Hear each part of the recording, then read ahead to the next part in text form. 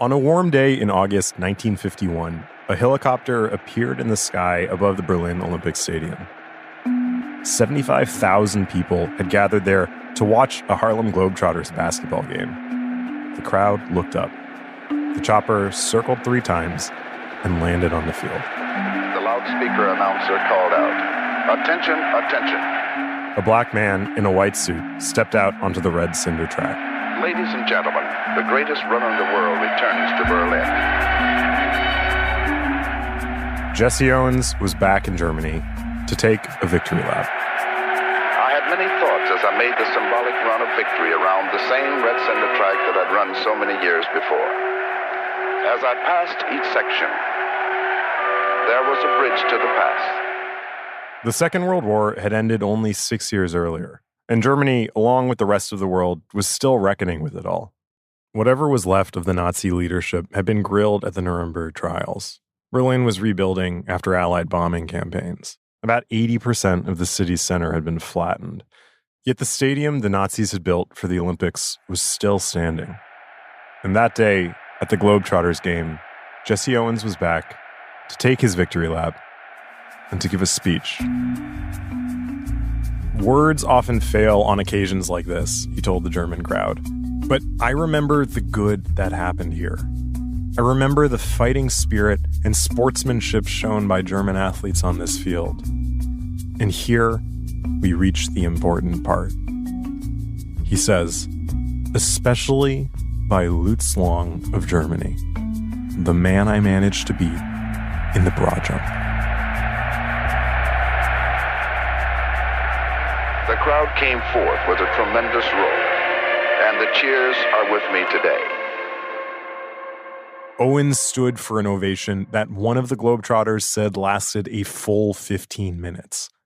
And I think maybe it was then, standing there, watching how hungry that crowd was for even this mention of a good German, that he decided to tell an even bigger story about what happened between him and Lutz Long at the 1936 Olympics. It was the start of the great long jump tall tale. I'm Malcolm Gladwell. Welcome to Revisionist History, my show about things overlooked and misunderstood. Throughout this series, we've been looking at how people tried to rationalize their participation in Hitler's Olympics. And in this episode, we've reached the most enduring and, I think, heartbreaking rationalization of all. Jesse Owens' story about befriending a Nazi. A story that, it seems, Owens made up. But why? Why did Owens need to tell a lie?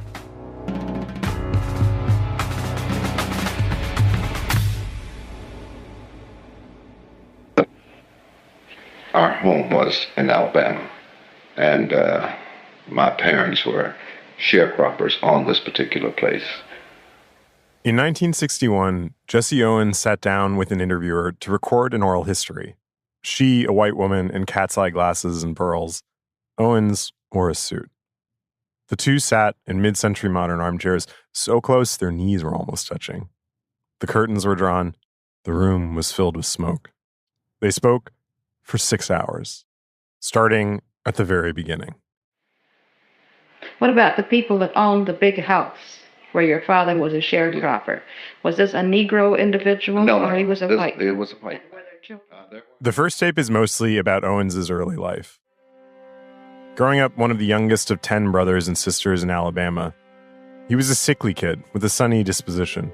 His parents had him late, called him their gift child. It can be hard to know things for certain about Jesse Owens' life. His biographer, William J. Baker, once wrote of him, Jesse Owens was always strong on imagination, weak on literal truth. But whatever the facts, I believe his tone of voice in this tape, its warmth and its weariness. You hear about the setbacks, the time he saw his mother crying while folding the laundry because she couldn't afford clothes for him. And then you hear about the triumphs. Well, that's where it all began, isn't it? Yes. In junior high school. Junior high school, captain of the basketball team, captain of the track team, captain of the baseball team. I was president of the student council, captain of our guards. I was impressed the first time I heard him list all those accomplishments. He was obviously great from the start. But the second time I listened, I noticed just how worn out he sounds going through that list. That tone has a lot to do with how I came to understand Jesse Owens.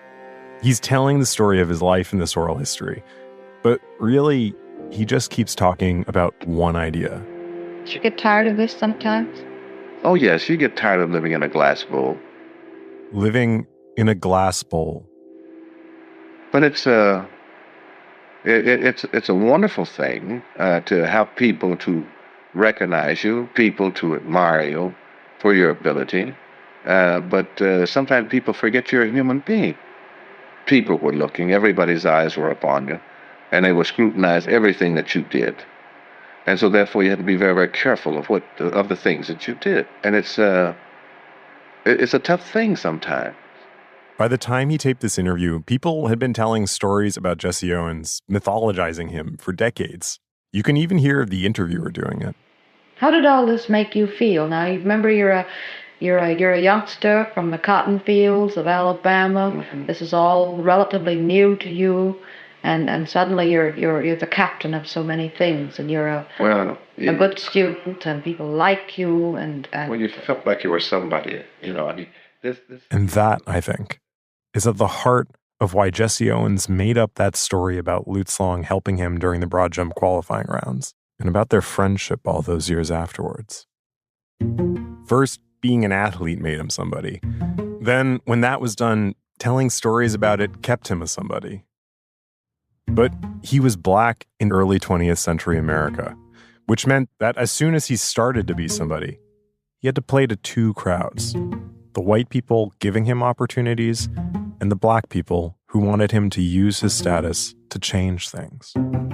If you're the first to come along, or you're a pioneer, you represent not just yourself, but you represent your category. And he's being asked to represent his category in a way that obviously no white athlete is being asked to represent their category. Yeah, and I actually think what's striking looking at Jesse Owens' life is how early that starts for him. I mean, he's sort of a superlative athlete from a very young age.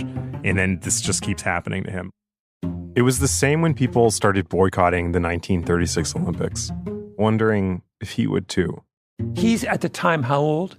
I think he's 22. So we have this kid who is being asked to parse one of the most complicated kind of moral and political questions of the time, and he's being torn in two directions. At first, Jesse Owens seemed to see the situation in Germany clearly, the violence and the discrimination, and he supported the boycott.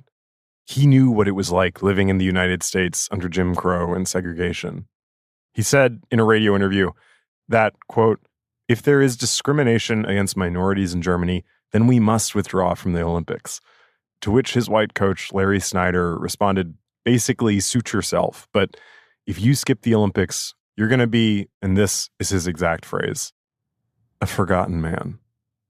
The opposite of a somebody. In the end, 18 black athletes went to Berlin with the U.S. Olympic team that year. Each of them had to wrestle privately with the question of whether or not to participate. But because of the glass bowl, Jesse Owens had to do it in public. There were endless opinions about what he should do. Even the secretary of the NAACP, Walter White, had an opinion, best represented in a letter to Owens that he drafted but never sent, which now sits in the archives. I fully realize how great a sacrifice it will be for you to give up the trip to Europe and to forego the acclaim which your athletic prowess will unquestionably bring you. On the other hand, it is my firm conviction that the issue of participation in the 1936 Olympics, if held in Germany under the present regime, transcends all other issues. Participation by American athletes, and especially by those of our own race, which has suffered more than any other from American race hatred, would, I firmly believe, do irreparable harm. The very preeminence of American Negro athletes gives them an unparalleled opportunity to strike a blow at racial bigotry and to make other minority groups conscious of the sameness of their problem with ours.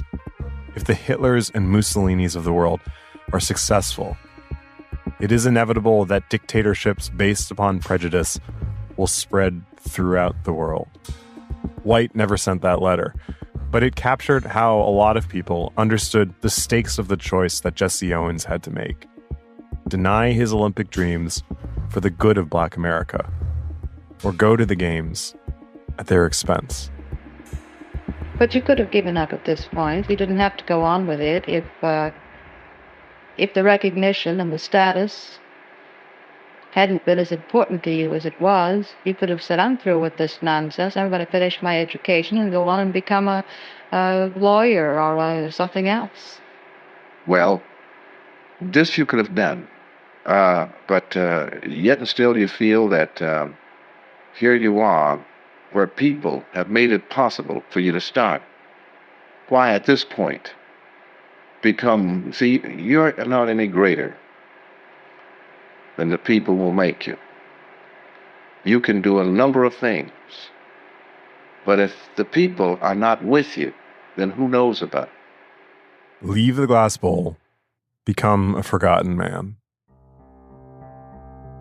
So Jesse Owens went to the Olympics with everyone watching, and he made a miracle happen. He's the yardage out in front. Matt Camp is coming second up on it. The world's most superb runner makes the others look as if they're walking. He won gold medals in each of his events, the 100 and 200 meter dashes, the 100 meter relay, and that legendary broad jump. And for a lot of people, all those medals seemed to validate his choice to go. He'd proven Hitler wrong with every step, so much for Aryan supremacy. That's where the story of Jesse Owens usually ends. But there's so much more to it. After the track and field events in 1936, the athletes toured Europe for a series of track meets. Avery Brundage, newly a member of the International Olympic Committee, had organized it with the Amateur Athletic Union. The organizations would pocket their cut of the ticket sales. But the athletes couldn't make money from the meets, remember? The games were for amateurs. No money for sport. Jesse Owens once said, "All we athletes get out of this Olympic business is a view out of a train or airplane window. It gets tiresome. It really does." Staring out those windows, I think he had started to contemplate his future. And I don't think he liked what he saw. They were expected to keep training, compete for a few more years until their bodies started to fall apart. Maybe there'd be another Olympic Games, but then what? Owens didn't come from a rich family. He'd barely had the time to get an education with all his training. What kind of job could he do once his athletic career was over? After the Berlin Games, he was really famous. Offers had started to come in. $25,000 for 2 weeks with an orchestra in California. $40,000 for 10 weeks of shows with the entertainer Eddie Cantor. Now that's serious money. In 1936, that was a fortune. He began to think about leaving the tour and going home. He could be rich. But going professional would be violating Olympic rules, and missing the rest of the tour would too. He could never compete at the Olympics again. Those were the rules. Rules enforced by Avery Brundage, who took amateurism extremely seriously. After the Berlin Games, a reporter asked him about rumors that Owens was going to quit the post-Olympics tour. Have I to understand, Mr. Brundage, that you have received information that Owens will not go to the start at Stockholm? He will not appear. I hope that Owens will keep his engagements. He's been one of the finest boys we've had, and we hope that there will be nothing to mar this record. These were crocodile tears. By the time he gave that interview, Avery Brundage already knew that Jesse Owens had a ticket for a steamer back to the United States, leaving before the end of that tour. Well, let us hope that all these are just rumors. Jesse Owens was banned for life from amateur sport. The 1936 Games would be the last act and the pinnacle of his athletic career. He went to the press with a rare complaint. "I came over to Europe with only $10 in my pocket. To make matters worse, I've lost 6 pounds being pushed around and circused all over Europe. They sent me to Prague from Cologne without a cent, and I had to run a race in Prague without having had an ounce of food for 10 hours. I am turning professional because I'm busted, and know the difficulties encountered by any member of my race in getting financial security. I want to get some money while I'm in the spotlight." He tried to make the most of it. He became an entertainer, even tried tap dancing. And along the way, he was working to keep up with sports too. But it was like everything had gone a little sour. He was supposed to race against another amateur in Cuba, a sprinter, until Avery Brundage caught wind and said he'd ban that sprinter from American amateur sport if he went through with the race. So they replaced the guy with a horse. Cuba. Jesse Owens, the ebony streak of Olympic Games, celebrates turning professional by racing against a horse. Jesse had a start of 40 yards in 100 and he won by inches. So what? So when Jesse Owens went professional, that essentially was the choice he made.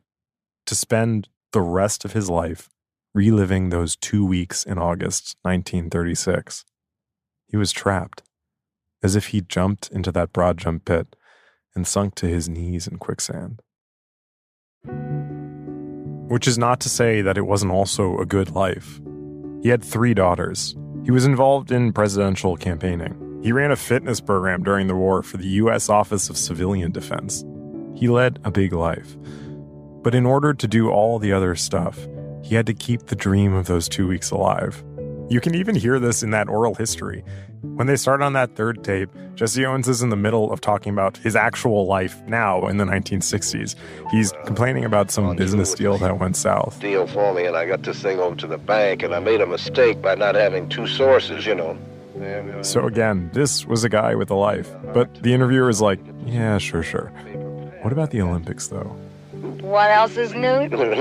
Jesse, let's go way back now to 1936 and reminisce about the Olympics. I'm sure that you have told this story how many hundreds of times to how many papers and magazines and person, and this has been broadcast certainly many times, but for the historical library, we'd like to have a record of the Olympics in your own words. The feeling that you had when you knew that you were going to go. His job was telling the story of the Olympics. And once she asks, he gets right to it. I remember it was in July the 4th of 1936 when we had the final tryouts for the Olympics at Randall's Island. And that was the 4th and the... But the thing about telling one story for your entire life is that the meaning of that story has to keep changing with the times to stay marketable, to keep enough eyes on that glass bowl. And in 1951, at that halftime speech during the Harlem Globetrotters game, he discovered its most powerful edition. Lutz Long. We'll be right back.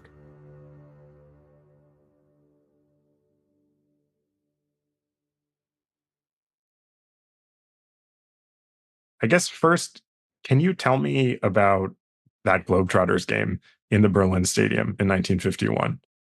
Sure. I'm talking to Damien L. Thomas, curator of sports at the Smithsonian National Museum of African American History and Culture. He's the author of the book Globetrotting: African American Athletes and Cold War Politics. The Harlem Globetrotters were just starting to travel internationally, and they had played a game in Frankfurt a couple of days before.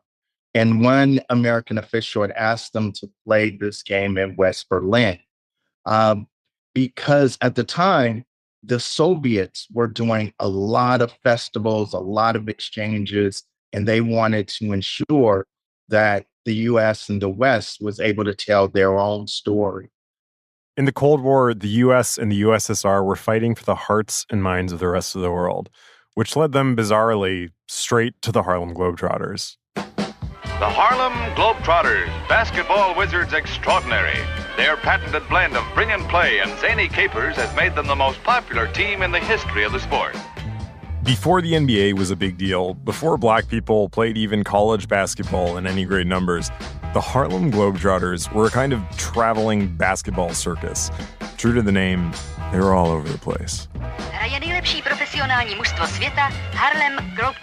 It was a major operation, run by one of the most infamous and ruthless sports promoters of all time, a white guy named Abe Saperstein. How many miles to go, Abe? 12. Come on, let's push again, fellas. You've probably seen footage of them playing. A lot of fake passes, improbable shots, and goofing around. Except, they're totally incredible at basketball. Even in slow motion, their magical hands fool you. I was talking to Damian Thomas, though, because underneath the goofiness, there was something more sinister going on. The Harlem Globetrotters were also so deeply tied to minstrelsy, which was the dominant form of entertainment in America from the 1880s through the early 1950s. The players, almost all Black Americans, were often referred to as clowns. Meet the most colorful comedy act in present-day sport. Purists say they make a mockery of the game. They clown, they juggle, they fool. But where some people might see a kind of basketball circus, the State Department saw the perfect propaganda weapon. People often didn't think of sports as having ideological content. And so, whereas other forms of American culture would be resisted, sometimes Coca-Cola, sometimes blue jeans, rock and roll, and American movies were shunned. People often welcomed basketball because they didn't think of it as having a propagandistic function, but it did. And it's one of the things that made it very important is that people didn't see it as containing hidden messages. A lot of Soviet propaganda during the Cold War called out the lie of American equality. The U.S. might talk about all people being equal, but the country was segregated, and really only white people had a shot at a decent quality of life. It was true, and a particularly useful message for the USSR trying to get African and Asian countries to ally with them instead of the U.S. So the United States responded with a big hidden message about the Globetrotters. A message with two parts. First part, hey, look, we have wealthy Black people in this country. And the second, much more sinister part. Look at these clowns. Don't you see why we're segregating them? Number 50 is Goose Tatum, a clown with the longest arms in the sport.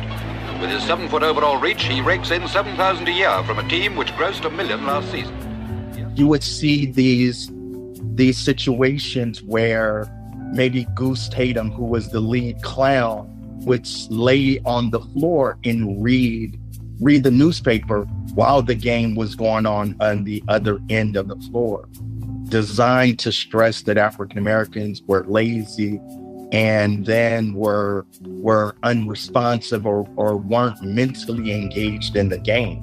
And so you saw all of these various ways where these stereotypes played out in some of the comedic routines of the Globetrotters. It allows the State Department to make the argument that African Americans don't have full equality, don't have all of the opportunities that are available to white Americans because they are lazy, they're not as intelligent, they are not ready to occupy a space of full equality. The State Department needed Black success stories that also made segregation look okay. Enter the Globetrotters and Jesse Owens. And how did Jesse Owens become involved in all this? All throughout the 1940s, Jesse Owens had traveled sporadically with the Harlem Globetrotters, and he would serve a variety of functions. He would serve as the press secretary, the announcer during the game, and also as halftime entertainment. And typically when he performed during halftime, they would set up hurdles around the court, and Jesse Owens would jump over the hurdles around the court as a halftime entertainment spectacle. At one of the Globetrotters promoters' events, he ran a race against another Black athlete on his hands and knees, even worse than that horse race in Cuba. He writes about that, and he writes about how he felt humiliated and felt as if he was being treated less than. But then he also writes, well, what else was I supposed to do? Yeah. What were other options available? And that is how, in 1951, Jesse Owens returned to the Berlin Stadium at the behest of the State Department as the Black superstar with a story to tell about a kind Nazi. Jesse Owens had spent much of his life in the glass bowl. He knew the rules. And so during his second visit to Berlin, he focused on the part of his story the Americans and the Germans most needed. The part about Lutz Long, a good white German who'd embraced a black man. Just the day before that Globetrotters game, Owens had finally met Lutz Long's widow and his son Kai. It seems he told them that untrue story about the qualifying round and how Lutz Long had helped him keep from fouling out. And maybe he'd seen how much the story of Long's kindness had touched Kai too. It was another story with two messages. Hey, look, the US and Germany can be friends again too. And also, how bad could segregation be if this black superstar could still see the humanity in a white Nazi? And it was a smash success. Owens stood outside that stadium for hours after that game, signing autographs. The U.S. State Department's office in Berlin sent home a report. Appearance, Harlem Globetrotters with Jesse Owens in Olympic Stadium, August 22, even more successful than anticipated. And this became one of the most requested stories that Jesse would tell on the speaker circuit. After that trip to Germany, Owens began to tell increasingly elaborate stories about Lutz Long. By the 1960s, in public, the story had grown to Lutz Long helping Owens to qualify. Later came the apocryphal letters. But with each version of that story, Owens was masterfully navigating the complexities of Cold War U.S. racial politics.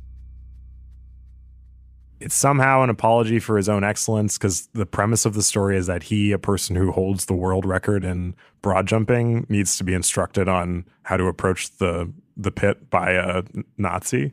No, but actually, Ben, it's worse than that. Because the story itself has its own kind of implied racial bias, which is he's not just being instructed about how to conduct the long jump. He's lost control of his own emotions. Yes, he's being instructed about how to control his emotions. Yeah, actually, he's not being told how to control his emotions. He's being told how to handle the fact that he will continue to be unable to control his emotions. Yes, it's worse. By jumping. It's worse. It's not like Lutz Long comes up and is like, here's a transcendental meditation that I think you could do to really get this under control. Yeah. The meta story in that story is so kind of like weird and distasteful. And Jesse Owens is forced to play along with this kind of deeply offensive narrative. Oh, but that's the really sad part, though, is he's not forced to play along with it. Like, he generates the narrative. Like, there's many people that I'm suspicious of who play several meaningful white co-writers on this story, but I really think that Jesse Owens is the first mover. So he's so internalized these. Yeah, well, he knows enough. He knows enough about what it means to be a black man in 1936 that he knows that that's the story. That's the plausible version of the story. We almost always tell the story of Jesse Owens' gold medals as a story of triumph. Actually, Triumph is the title of a best-selling book about him. It's the name of a Jesse Owens History Channel documentary that just came out. And I'm not saying that Jesse Owens didn't triumph, or that he didn't enjoy the fame or the money. But look at what 2 weeks of triumph cost him. A life behind glass, playing a version of himself in a story of racial reconciliation that he must have on some level known was just not true. And it was a story that worked like magic, until all of a sudden, it didn't. We'll be right back.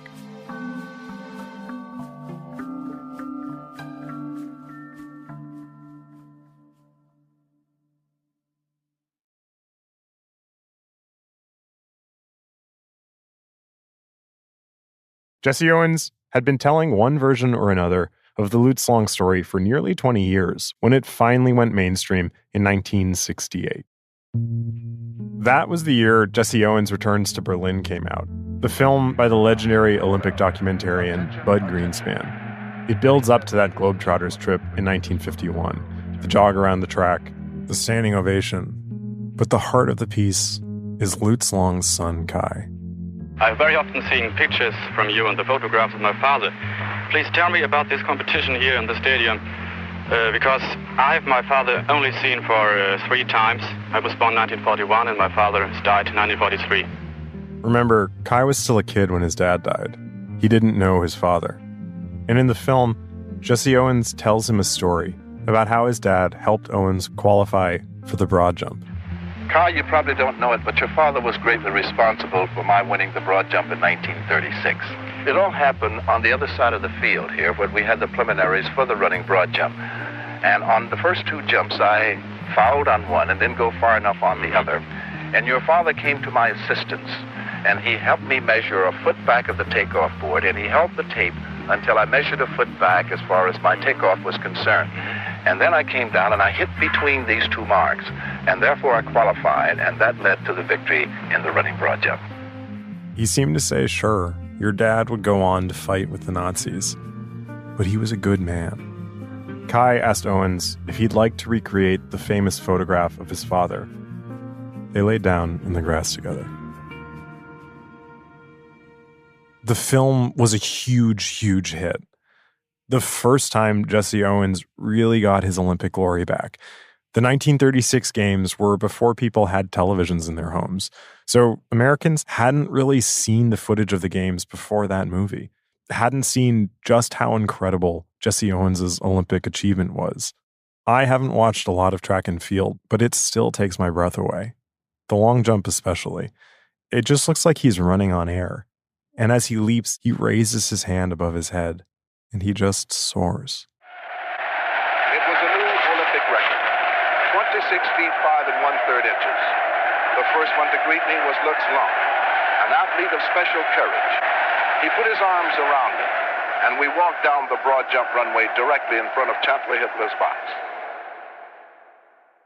The Bud Greenspan documentary meant that Jesse Owens finally had it all again. His fame, his financial security, and his Olympic glory back. And all that had come just in time for another Olympic Games, Mexico City, 1968. By that point, Avery Brundage had become the first American president of the International Olympic Committee ever. And decades after suspending Jesse Owens, Olympic leaders had seen the power of the Owens story and welcomed him back to the Olympic movement as a kind of figurehead. In Mexico, Jesse Owens was a guest of the government, an adjunct of the U.S. Olympic Committee, and a radio commentator. But once again, the games were about something more than sports that year. It was the summer of 1968, the height of the civil rights movement. And like in 1936, there was talk of Black American athletes protesting the games, specifically the track athletes Tommy Smith and John Carlos. Everyone was on eggshells. One day during the games, Jesse Owens was walking through the Olympic Village when he ran into Carlos. I know this because Owens' radio co-host Les Kiter was with him, and later he wrote about it in his memoirs. Carlos apparently confided in Owens that he was planning some kind of protest the next day. Owens got anxious and told him not to do anything public. And then, apparently, Carlos got frustrated. And in the middle of the Olympic Village, he pointed a finger at Jesse Owens and yelled, "You goddamn Uncle Tom." Owens was stunned. The next day, John Carlos won bronze in the 200-meter sprint, and Tommy Smith won the gold. Owens was in the radio booth high above the field watching. According to that radio co-host Les Kiter, Owens said, "Boy, I hope nothing happens when they play the national anthem. They might refuse to accept the awards." Instead, something much more dramatic happened. They accepted their medals, but then they took the podium shoeless and raised gloved fists in a Black Power salute. The image was broadcast across the world. Yesterday, they came in first and third in the 200-meter dash, and then stood on the victory platform with bowed heads, wearing black socks and gloves in a racial protest. Kiter said that when Jesse Owens learned what Smith and Carlos had done, he sat there and repeated 3 words to himself. "Oh my God." They were also breaking a very important unwritten rule in America, which is you don't criticize the United States in foreign land. And so Jesse Owens was aware of that rule in the 30s and in the 40s, and he was certainly someone who abided by that. That's Damian Thomas again. Smithsonian sports curator. Jesse Owens is from an era where it was important for you to be a credit to your race. Yeah. And so the way in which you advance African-American opportunity, access, was through good behavior. It was through embodying these middle-class values, chastity, thrift, temperance. But by 1968, African Americans are half of the players in the NBA, a third in the NFL, and a quarter in Major League Baseball. And so the mere presence of African American athletes is no longer seen as progressive in and of itself. It's seen as now the status quo 30 years after Jesse Owens won gold.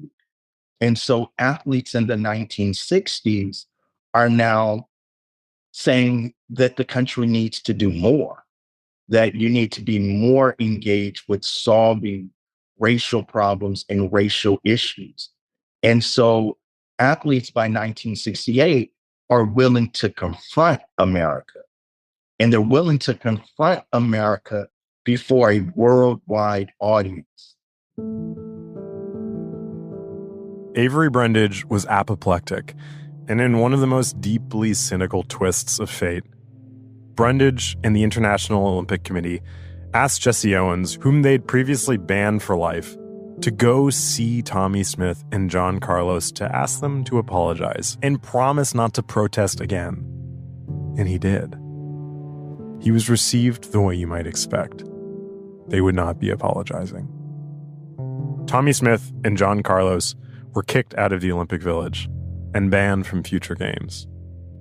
They had faced a conundrum a lot like Jesse Owens had 32 years earlier, but they made the opposite choice. Jesse Owens must have felt as if his whole life was on trial. I mean, just listen to Tommy Smith. Had I been a good boy in Mexico, I could have probably been monetarily richer, and I would probably been a bigger figure than I am right now. But yet and still, I would have to fight myself from the inside. The day after their protest, on air, Owens' radio co-host asked him to compare the Black Power salute with being snubbed by Adolf Hitler in 1936. Another story about something that had never happened. Owens was taken aback. He just spent the whole night trying to get the athletes to apologize. He paused for a second and said, "The two are not similar, but I guess I was the only one involved in both." And then he talked about the night before, and he began to weep. It all hit Owens extremely hard. So hard that he wrote a book-length response to the Black Power movement.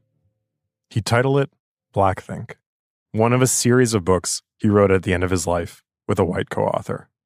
And here we find ourselves again at Lutz Long. That book came out just 2 years after the Mexico City Games, but it's almost written like he's still there. There's a kind of urgency to it. It's like what he wishes he'd said in that conversation with John Carlos and Tommy Smith. And what did he wish he'd told them? A story about a good German. Lutz Long.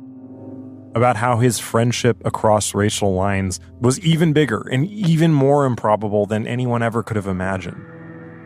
At Blackthink's climactic moment, Jesse Owens wrote, "Don't pass up your Olympics and your Lutz Long. Don't let the black thinkers sell you out."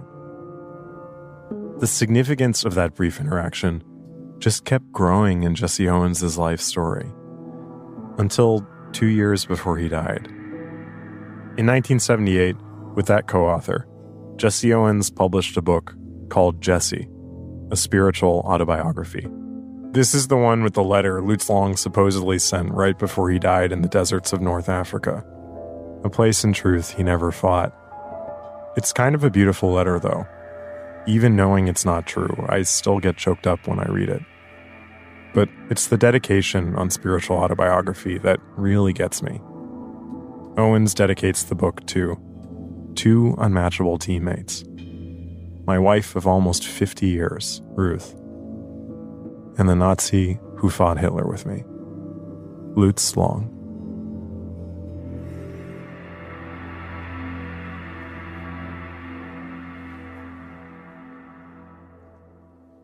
Tom, can you hear me okay?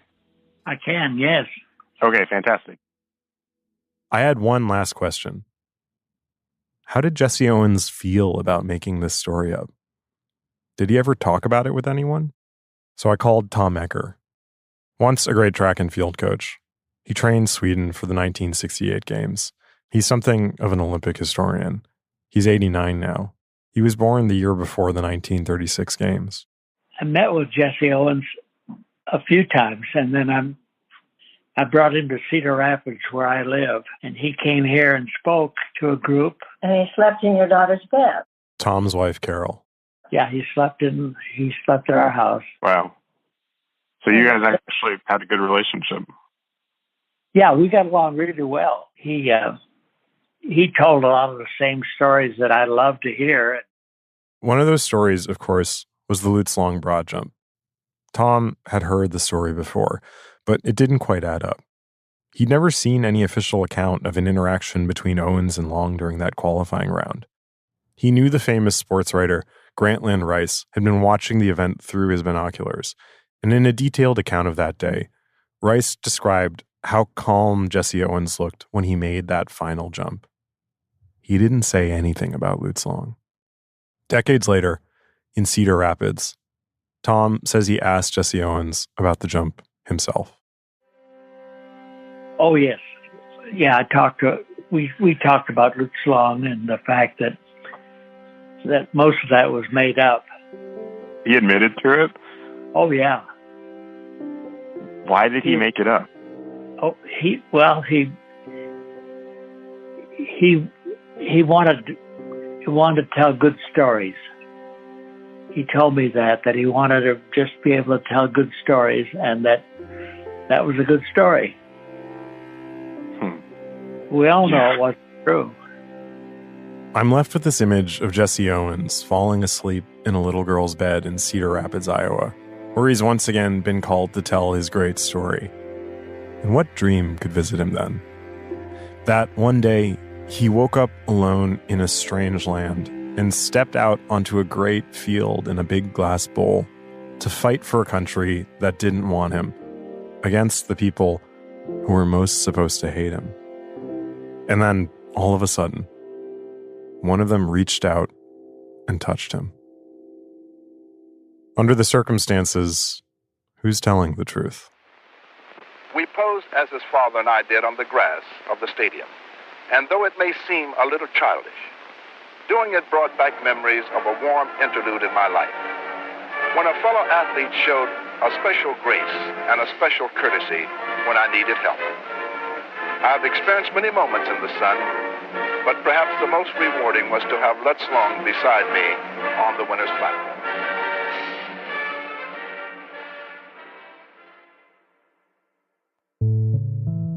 Revisionist History is produced by me, Ben Nadif-Hafrey, Tali Emlin, and Nina Bird Lawrence.